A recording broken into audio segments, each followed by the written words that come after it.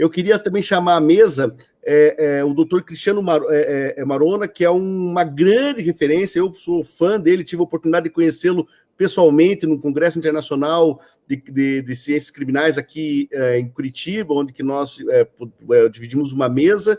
E ele é membro do Instituto Brasileiro de Ciências Criminais e da Plataforma Brasileira de Drogas, e há muitos anos, né, doutor Cristiano, anda discutindo isso. E como é que é, então, essa dificuldade de você ter uma espécie de um consenso, uma coisa que é tão racional, sabe, doutora Bianca? A gente está falando, assim, de uma questão que, essencialmente, já tá pacificada. A questão da quantidade, os associativismos, por exemplo.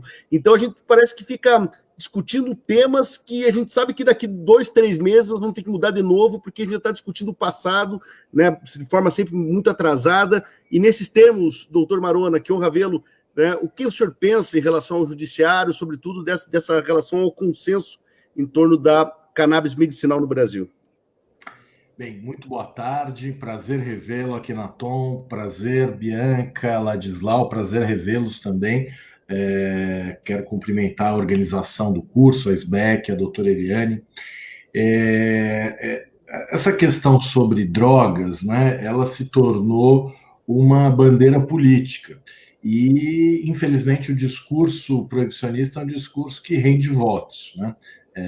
Basta ver, enfim, quem são os eleitos no Brasil para ocupar os cargos majoritários, especialmente, né? Mas não só, o legislativo, a gente vê uma presença muito forte também da bancada da bala, tem um discurso basicamente de repetição de que a droga é uma coisa ruim, deve ser combatida, esse discurso da guerra às drogas que legitima a violência policial e tudo mais, né? Eu enxergo hoje o cenário político a respeito da questão da cannabis medicinal dividido em 3 grandes blocos, né?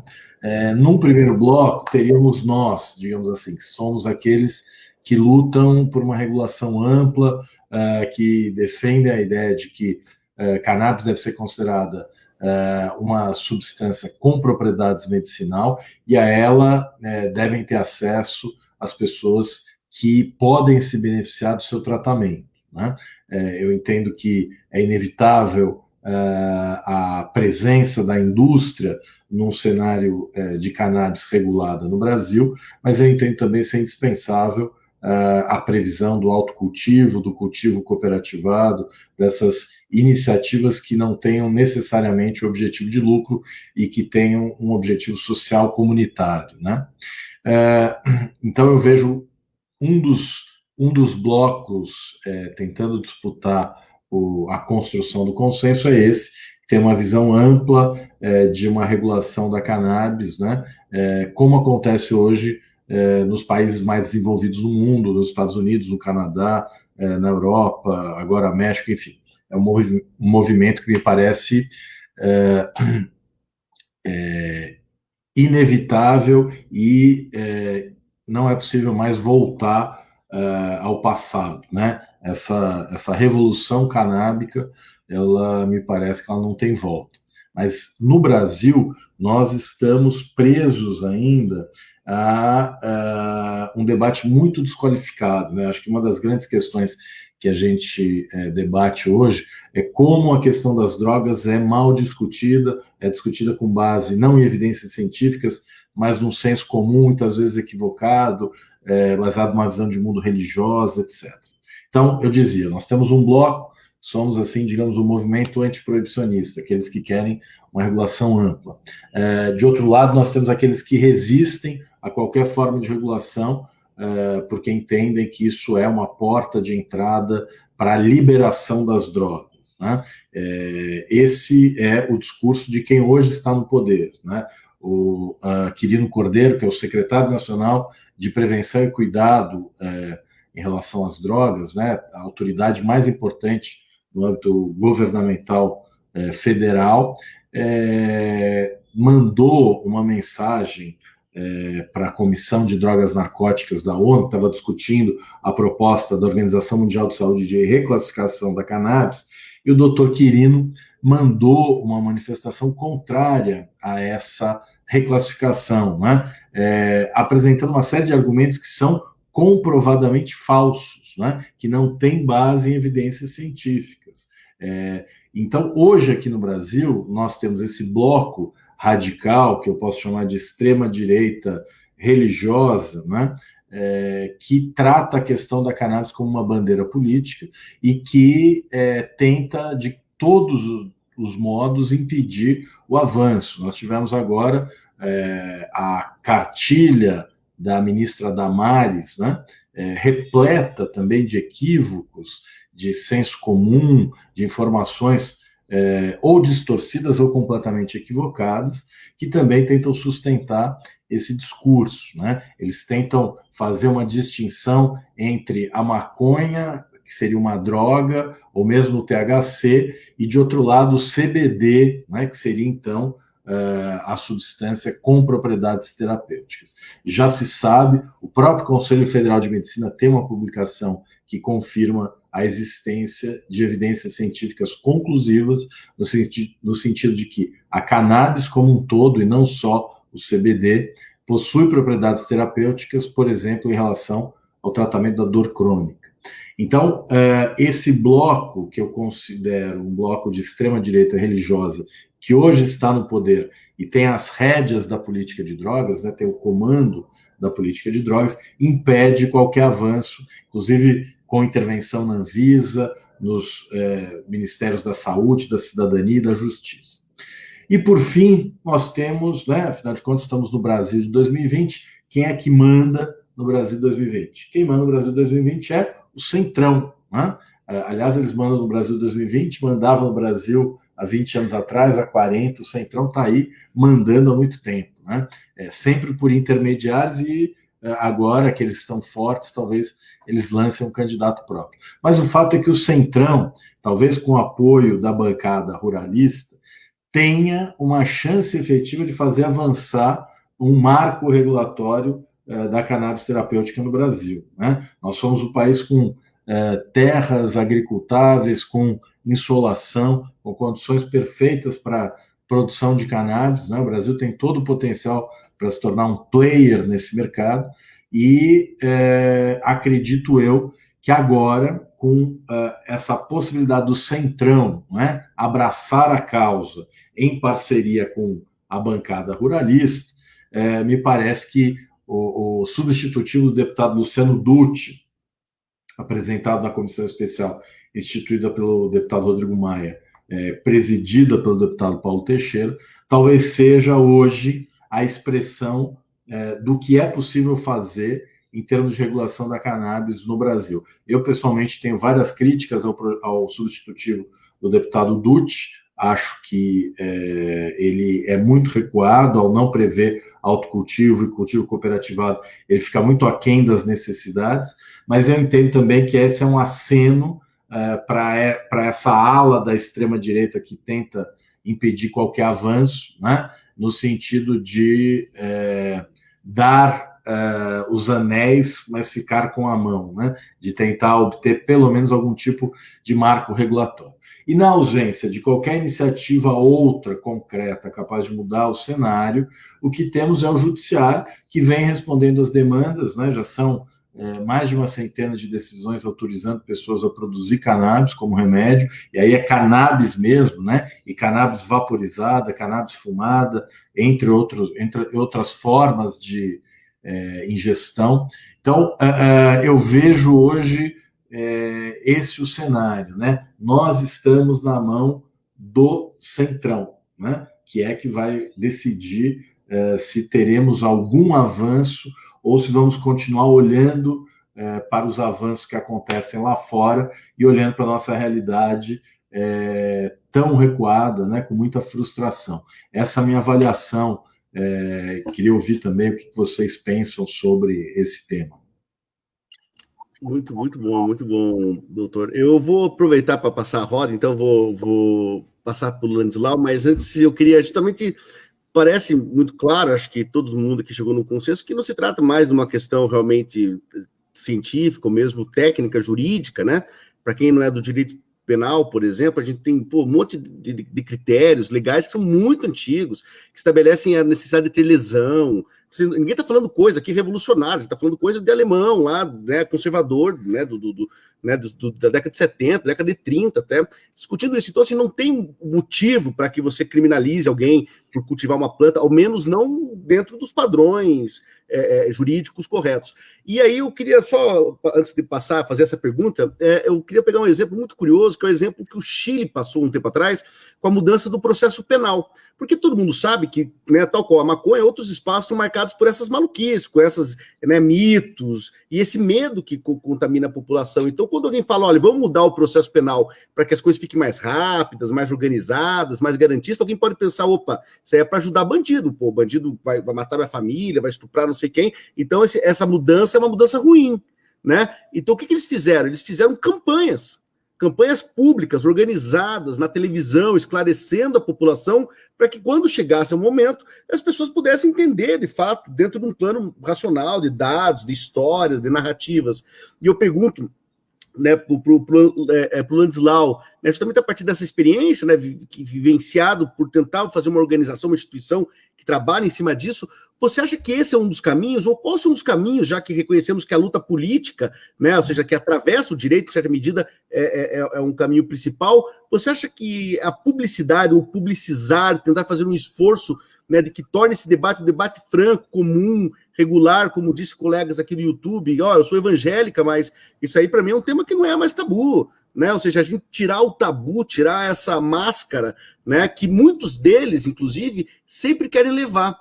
Por isso que, inclusive, eu não faço mais pesquisa sobre maconha para falar de crime, eu falo para falar de coisa boa, de associação, de vidas que são salvas, né, de experiências, né, do campo também do empreendedorismo, do associativismo. Então, Landislau, você acha que esse é um caminho interessante? Você acha que isso seria possível? Ou qual outra, né, posição você pode pensar em relação a isso? Eu ainda penso hoje, né, pela omissão legislativa, que o caminho principal hoje é o judiciário, né? Ali é onde a gente encontra realmente a demanda e o fato social ali se enfrentam na hora e tem que ter uma decisão, né? Então, ali eu acho que é onde a gente consegue começar essa mudança, né?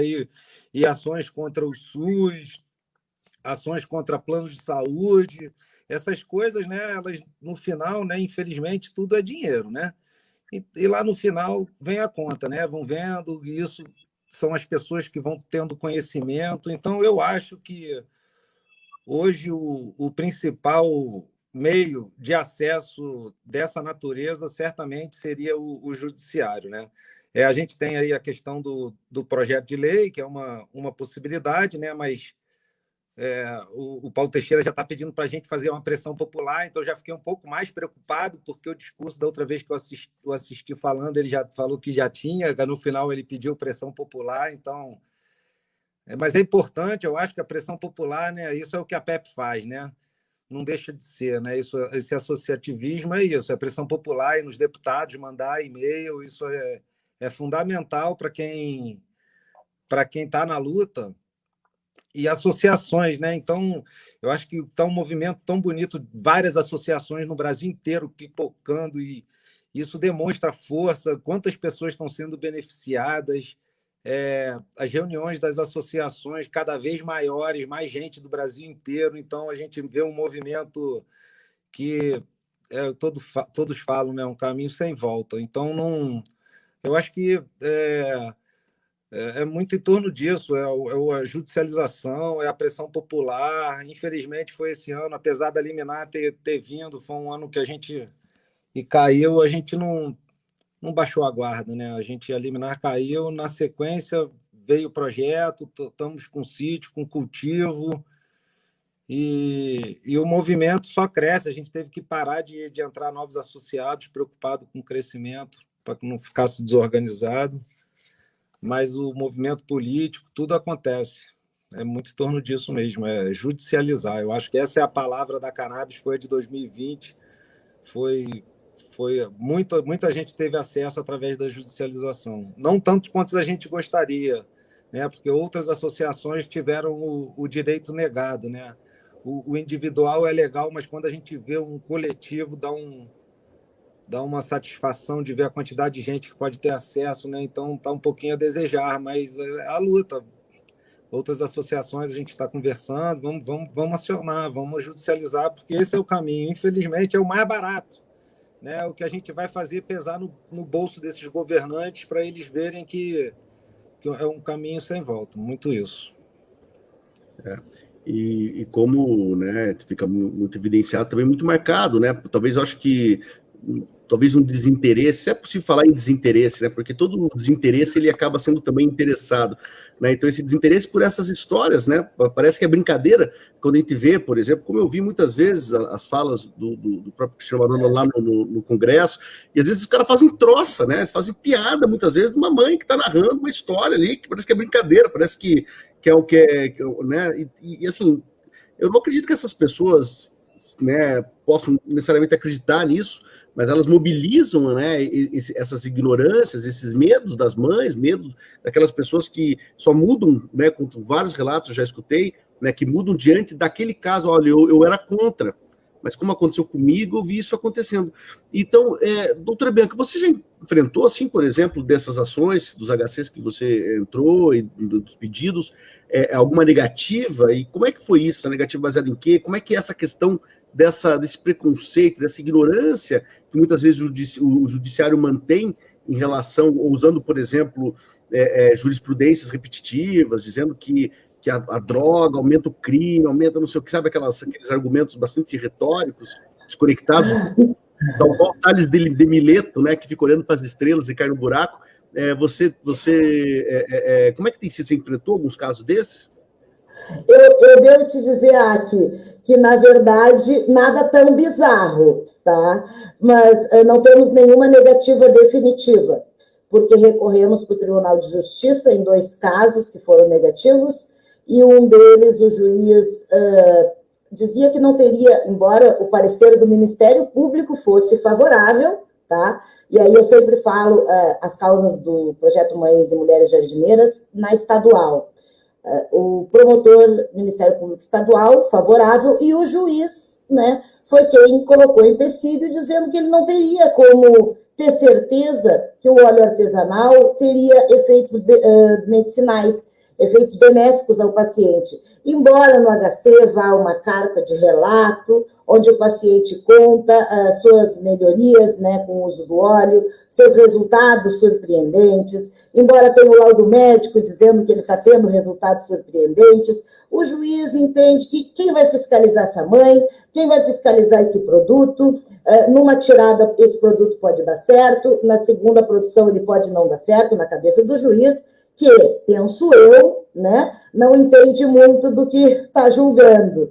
Então, a gente não tem enfrentado decisões assim que fale de aumento da drogadição da população, nada disso. Tem enfrentado decisões que falam a parte técnico-química, né, que a gente consegue sentir que ele pende totalmente para a área industrial, assim como o Ladislau estava falando antes, né? Se essas associações se mantivessem com medicamentos industrializados, talvez uma terceirização de medicamentos industrializados, elas rapidinho seriam aprovadas. A lei para elas surgiria imediatamente, porque aí elas estariam gerando dinheiro para a indústria farmacêutica, né? Não é isso que as mães e mulheres jardineiras e muitos homens também da população fazem, né? O autocultivo é justamente para não ter esse gasto financeiro, porque a família não tem a condição financeira de manter um remédio industrializado. E se está fazendo bem para mim, o que o Estado tem a ver com o que eu insiro no meu corpo? Né? Esse direito é tão meu e o juiz não tem que se preocupar com isso se eu, que sou a paciente, estou dizendo que estou melhor com o uso do óleo artesanal. Se eu, paciente, estou dizendo que confio mais naquilo que eu estou fazendo que no CBD isolado. Pode ser muito bom para algumas pessoas, mas para outras, inclusive muitas que eu atendi, o medicamento industrializado não teve efeitos tão benéficos quanto o óleo artesanal, justamente pelo efeito comitiva, né? E pela presença do THC. porque o THC se mostra importante em diversas doenças neurodegenerativas. Então, é preciso que se eduque também os magistrados que desconhecem a matéria e que estão com o seu preconceito enraizado, né? Porque isso vem de gerações. Então, aquele magistrado, antes de chegar na carreira dele, né, ele tinha um pai e uma mãe que sempre disseram para ele que maconha era terrível, que maconha fazia mal, que ele ia virar um vagabundo, que ele não ia ter trabalho, né? Hoje a gente vê que isso não existe, que isso era justamente esse preconceito enraizado e aquela guerra, né, antiga contra o cânhamo, né, contra o algodão, a favor do algodão, onde os negros não poderiam ter cânhamo porque os senhores feudais precisavam vender o algodão. Então, a gente precisa desmistificar exatamente esse pensamento, né? Desmistificando isso, eu acredito que o boca a boca da população e a força popular, o poder emana do povo, é o que a gente mais deve utilizar e utilizou nesse 2020, em todas essas lives, em todos esses cursos, né? Assim como as mulheres em instituições como a PAI, né? Ou como associações como a PEP, como a Cultive, como a Abrace, elas conseguem presenciar essa melhoria no filho da amiga ou na amiga paciente, e elas vão disseminando essas visões que elas puderam ver com os olhos delas. Elas não apenas ouviram dizer, né? Elas viram isso acontecer próximo. E, normalmente, esse preconceito ele cai por terra ou quando tu precisa, né, e tu passa a apoiar, ou quando tu vê alguém que tu gosta muito, próximo a ti, passando por convulsões imensas e com o uso de um óleo artesanal, tu vê a pessoa melhorando. Então, aí, a partir disso, tu passa a desmistificar esse preconceito, passa a levar a maconha pro lado onde ela deveria estar, né, medicinal, na pasta da saúde, e não na pasta criminal, que é como ela é vista ainda hoje por muitos juízes e muitos promotores. A ideia é educar com lives, com cursos, com artigos científicos, sim, aqui, né? Vocês pesquisadores, e aí eu não me incluo muito, porque não é muito meu mundo, mas vocês pesquisadores precisam sim divulgar isso. Escrever, sim, vocês têm esse dom, então que escrevam sobre isso, sobre tudo aquilo que conhecem, assim como a gente está fazendo também no projeto Mães e Mulheres Jardineiras, registrando tudo para que as pessoas, amanhã depois, possam ter acesso, né, a essas informações e se nutrir com essas informações. E sempre motivando a fazer cursos, a estudar, porque se há alguma coisa que os tiranos não podem expropriar, é o estudo, é o conhecimento.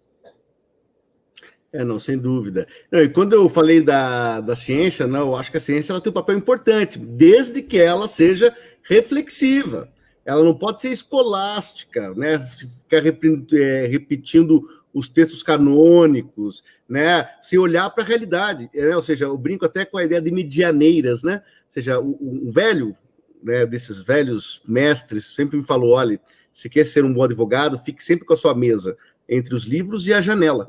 Porque nós nunca podemos fechar os olhos, né, para aquelas pessoas. E daí, eu acho que nessa última rodada, que a gente pode, eu acho que o Lanislau caiu, logo ele volta, né, nessa última rodada, para que a gente possa dar encerramento, para que, né, e continuar nossas atividades do Congresso, eu tenho um conceito muito legal, assim, que eu uso na antropologia do direito, que do Geertz, né, Clifford Geertz, que ele chama de sensibilidade jurídica. Ele vai falar que o direito, assim como a canoagem, como o artesanato, ele é sempre local. Ou seja, a gente pode pegar uma teoria jurídica abstrata que nós importamos, colocamos nos textos de lei, mas, em último caso, a aplicação disso é local, isso dá a partir das visões de mundo, das experiências que as pessoas vivem. E eu como pesquisador, fico muito comovido. Meus textos que eu escrevo comovido sempre, me emociono muito. Esse último, agora que eu estou submetendo, eu aproveito para fazer isso aqui publicamente, deixo em memória do Jordan Luiz Nathaniel, de 17 anos, e do Edson Júnior, que foram assassinados pela PM do Rio de Janeiro, aqueles dois jovens, né, e dessas mães, dos gritos dessas pessoas que não chegam às pessoas. Então, essa sensibilidade jurídica que também marca o campo muito forte, né, o campo da cannabis, o campo da maconha, é muito crucial. E eu pergunto para você, então, Marona, para a gente depois abrir mais um último ciclo para a gente encerrar, como é que nós podemos fazer, já que nós sabemos que não é uma questão puramente técnica, para sensibilizar? Como nós podemos sensibilizar o judiciário né, os espaços, né, que clamam por uma técnica, que esperaria ser uma técnica, e muitas vezes essa técnica deixa de se utilizar porque dá muito trabalho. Vários dos HCs que eu entrei, o juiz indeferiu porque ele falou que não era federal, né? Não era federal, porque não, isso aqui não é coisa para a Polícia Federal, isso é estadual, você tem que entrar para o TRF. Então parece que não é um senhor de idade que está morrendo ali, que está pedindo, pelo amor de Deus, para ter um remédio, né? Então como é que a gente sensibiliza, doutor? Pois é, essa é uma questão extremamente relevante e como foi dito, acredito que só uma mudança cultural vai, de fato, gerar uma transformação na realidade, né? E essa mudança, acho que ela já está acontecendo mais lentamente do que nós gostaríamos. Mas, de fato, a cannabis, a maconha, ela vem mudando, né? Se a gente pensar da década de 80 para cá, o que os cientistas já descobriram todo mundo, é uma revolução canábica, uma revolução em diversos segmentos, né? No segmento têxtil, no segmento comestível, de cosméticos, e na medicina. Há um novo ramo da medicina canábica surgindo, que exige educação, que exige formação, capacitação, e isso está surgindo. A mesma coisa no campo do direito, né? Então, a comunidade jurídica, os operadores do direito, em especial os juízes, eles precisam ser capacitados, eles precisam ser educados, né? E acho que programas como esse cumprem esse papel. Como você mencionou, é muito comum nós lidarmos com a ignorância dos juízes a respeito de cannabis. Isso vale não só para os casos envolvendo questões ligadas à saúde, cannabis terapêuticas e etc., mas também casos envolvendo tráfico de drogas, né? A ignorância dos juízes sobre, por exemplo, a capacidade produtiva de um cultivo, né? Quantas plantas caracterizam o tráfico ou uso pessoal, a questão, por exemplo, de pacientes. Eu tenho um cliente, usuário e medicinal de cannabis, que conseguiu autorização, mas no primeiro momento teve negado o pedido. Estava mencionando, né, como lidar com a negativa. Nós entramos com habeas corpus na Justiça Federal, pedindo autorização não apenas para cultivar, mas também para importar sementes, e num primeiro momento a liminar foi negada, e uma comunicação, um ofício ao DIPO foi expedido, chegou no DIPO e na Delegacia Geral de Polícia, instauraram inquérito para pedir uma busca das plantas, que foi deferido, né? Mas chegou lá, as plantas já não estavam. E posteriormente, no mérito, conseguimos a autorização. Mas justamente em casos assim, a gente percebe a ignorância dos juízes, né? Que não conhecem nada de maconha e precisam se educar, né? Para conhecer melhor, para conhecer sobre capacidade produtiva de cultivo, para conhecer sobre padrões de consumo. A questão da quantidade é muito importante. Estava mencionando que esse cliente, ele precisa de aproximadamente 500 gramas de flor por mês para poder suprir a necessidade. Entre o óleo que ele produz e o que ele vaporiza e fuma, ele precisa de 500 gramas. Se ele não tiver, ele vai sofrer. É uma doença grave, incurável, e a vida dele, a qualidade de vida dele depende da obtenção dessa quantidade mensal, não pode falhar, né? Então, acredito eu que só uma mudança cultural pode proporcionar essa transformação da qual necessitamos, né? Mas como essa transformação cultural já está acontecendo na sociedade, se a gente pensar o espaço que essa discussão tinha há 5 anos e o espaço que ela tem hoje, aumentou enormemente, né? Exponencialmente. E isso chega aos juízes também. Tanto que eu lembro que acho que no final de 2018 nós fizemos um curso sobre drogas com a Escola da Magistratura Federal, aqui do Tribunal Regional Federal da Terceira Região, na época presidida pelo desembargador federal José Lunardelli, que é um juiz de rara sensibilidade jurídica e que abriu a escola para essa discussão, né? Trouxemos mães jardineiras, a Cidinha esteve lá, Foi um debate amplo com a participação de magistrados, muitos deles analisando casos envolvendo pedidos de cultivo, né? Então, eu acho que o nosso papel como operadores do direito é justamente difundir esse debate, né?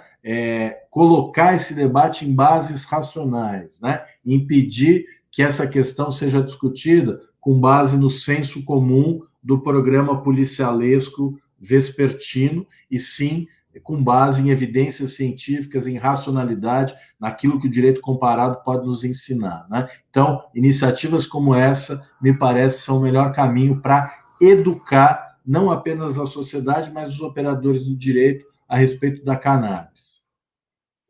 Isso aí. Então, já aproveitando para se aproximar do encerramento, eu queria agradecer que uma grande honra estar aqui diante de vocês, conhecê-los, né? A doutora Bianca eu não conhecia, não tive oportunidade de conversar anteriormente, também o doutor Landislau, o Cristiano Marona eu já havia tido essa oportunidade, e também essa admiração desse tipo de profissional, de intelectual, de agente público, de cidadão, que transcende a academia, que transcende os escritórios, os gabinetes, né, também trabalhando, seja de forma ativa e de forma empática, né, porque se a gente perde esse conteúdo, parece que a gente perde o objeto fim da coisa, o objeto fim do direito, que é a vida humana, né, inclusive quando se proíbe a maconha, tem que sempre lembrar isso, ninguém está proibindo uma planta, a gente está proibindo seres humanos, né, vidas, né, porque bem no fim é elas que acabam sendo presas, sendo cerceadas, então, né, e a SEBEC faz muito bem isso, eu acho que concordo com o Dr. Marona, eu acho que esse espaço é um desses espaços, as missas, e juntar, né, angariar mais pessoas, popularizar mais, né, esse direito à desobediência, esse direito à luta por justiça e por saúde. Então, eu vou fazer mais uma volta rápida, pedindo, né, começando pela doutora Bianca, para que faça o encerramento e dê sua mensagem de despedida, e depois, obviamente, o doutor Landislau e, por fim, o Cristiano Marona. Ok. Então, pessoal, eu venho convidar todos vocês a acessarem o site da SBEC, sbecmed.com. Podem se inscrever como voluntários. A gente fez recentemente uma reunião com todos os voluntários inscritos, em breve teremos outra. Se associem, né? Venham ser pesquisadores também, na área que você tiver como meio de atuação na sua vida. Se você é advogado, vem. Se você é psicólogo, médico, nutricionista, agrônomos, né? Se você é grower, se você entende de cultivo, também tem espaço para você. Não é só para pacientes, é também para aqueles que fazem da planta, né, o uso terapêutico. Não precisa ser o uso terapêutico através de óleo, não há esse preconceito, né? A planta, ela pode ser vaporizada, ela pode ser utilizada em óleo, ela é comestível, né? E uma das formas dela também é fumada. Então, a gente precisa derrubar esse preconceito, unir associações, unir pacientes, unir usuários, adultos, né? Ou usuários medicinais, que a causa é uma só. A causa é a legalização, a regulamentação do autocultivo doméstico, para que você possa ter direito de acessar a saúde da forma que você bem entender, da forma que você achar melhor para a sua saúde, sem que o Estado interfira nos seus direitos. Se associem à SBEC, entre em contato, meu arroba do Instagram, @BiancoEquid. Se inscrevam no curso do Padre Ticão, Sebride, Unifesp, curso muito importante, principalmente para quem está buscando aí um habeas corpus, né? Sigam os colegas, todos que estiverem hoje aqui nas redes sociais, porque é a partir deles que vocês vão conseguir maiores notícias sobre, seja projeto de lei, seja alteração na ONU, né? Seja movimentação de habeas corpus, é através desses perfis, dessas pessoas que participam, que vocês vão poder obter maiores informações, tá? Agradeço a todos que assistiram e ficamos à disposição. Muito obrigada.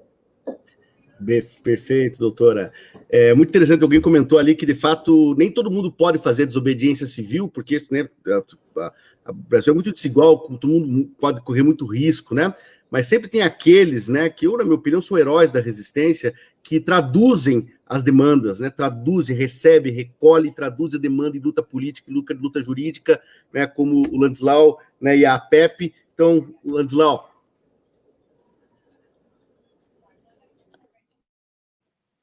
Primeiramente, queria parabenizar o SBEC aí pelo excelente serviço à sociedade, né? É sempre bom ver um debate dessa natureza e de um nível excepcional, assim.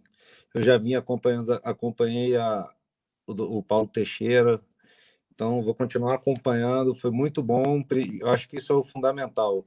É quando se fala, né, em relação ao debate, às vezes eu sinto falta, né, quando estive na Anvisa lá na Câmara dos Deputados, na relação da discussão sobre o projeto de lei lá na Comissão do Senado, quer dizer, a gente geralmente, quando o governo fala, depois eles saem e não ouve a gente. Então, eu sinto falta, às vezes, desse debate mesmo, né?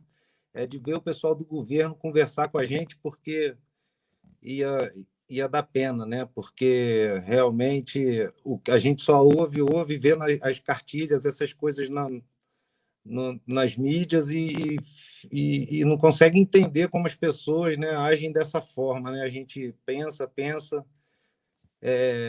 mas, enfim, queria agradecer a oportunidade de estar aqui. A PEP está aberta a todo mundo que quiser conhecer, entrar no site, quem puder ajudar lá no projeto, né? A gente está numa luta aí que não é fácil, é luta contra um gigante, né? Mas nunca foi fácil mesmo e não muda nada, né?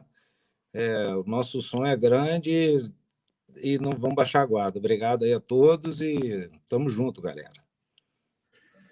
Beleza. Nós, intelectuais, pesquisadores, né, pesquisadores sobretudo, podemos tirar muito proveito, né, das práticas humanas, das experiências práticas, verdadeiras, vividas, experimentadas. Mas os movimentos sociais também podem tirar muito proveito da ciência, que pode, a partir dos conceitos científicos, potencializar a sua luta. Eu acho que o exemplo da cannabis é justamente isso.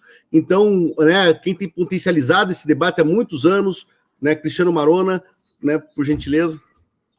Pois é, Akhenaton, eu quero agradecer também a oportunidade, quero cumprimentar a Bianca e o Ladislau pelo trabalho que vem fazendo, a você também, a SBEC, a Eliane e a todos que se mobilizam pela reforma da política de drogas, né? Nós sabemos que hoje a nossa política de drogas não é adequada e não atende às necessidades que a cidadania tem. E é por isso que nós precisamos continuar nessa luta, não é? Nós precisamos sair do armário e mostrar que cannabis também é remédio, não é? Que cannabis pode ajudar muita gente a ter uma qualidade de vida melhor, com um custo razoavelmente baixo e com muita vantagem em relação a outros remédios, né? Então, cumprimentando mais uma vez a vocês pelo trabalho, né? Ladislau aí pela PEP, que representa tão bem